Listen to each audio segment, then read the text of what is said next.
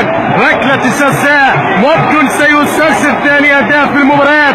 اسمه مهند عبد الرحيم يوجه النبرات، ممكن سيسجل ام لا؟ من سوف يسعد القلوب ومن سوف يبكي العيون؟ يلا يا معلم عودنا، انت الامبراطور في هذه المباريات وانتم الاساطير في الدوري العراقي.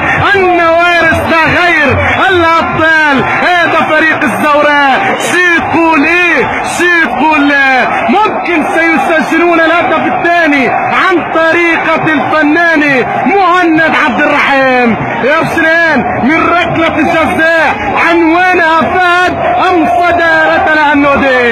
يلا يا مهند.